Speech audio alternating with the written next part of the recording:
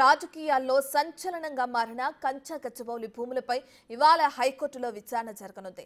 ఈ భూమిని జాతీయ ఉద్యానవనంగా ప్రకటించాలని వేసిన పిటిషన్పై నిన్న కోర్టు విచారణ జరిపింది.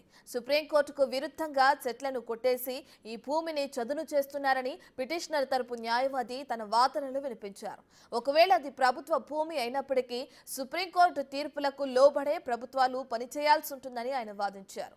అటవీ ప్రాంతాన్ని కొట్టివేయాలంటే నిపుణుల కమిటీ వేయాలని కోర్టు దృష్టికి తీసుకెళ్లారు. నెల రోజుల పాటు అధ్యయనం చేసిన తర్వాత అక్కడున్న లేక్లు, రాక్స్, అరుదైన జంతువులను పరీక్షించాల్సిన అవసరం ఉందని ఆయన తన వాదనలో వినిపించారు. అయితే ప్రభుత్వం తరపున ఏజీ సుదర్శన్ రెడ్డి కూడా తన ఆర్గ్యుమెంట్ స్ట్రాంగ్ గానే వినిపించారు. 2004లో ఈ భూమిని ఐఎంజీ అకాడమీకి ప్రభుత్వం అప్పగించిందని చెప్పారు ఆయన.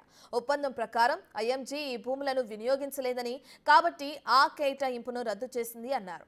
ఆ భూముల్లో అటవీ భూమి అని ఎక్కడా లేదని అన్నారు ఏజీ. ఇదే భూమిని ఆనుకుని ఉన్న హెచ్సియు భూముల్లో భారీ భవనాలున్నాయని గుర్తు చేశారు. అంతేకాదు 4 హెలిప్యాడ్లున్నాయని చెప్పారు.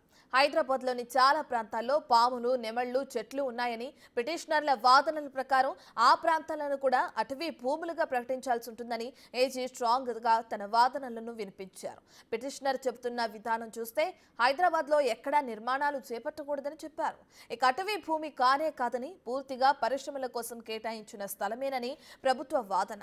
ఇరువైపుల వాదనలు విన్న హైకోర్టు ఇవాల్టికి విచారణను వాయిదా వేసింది.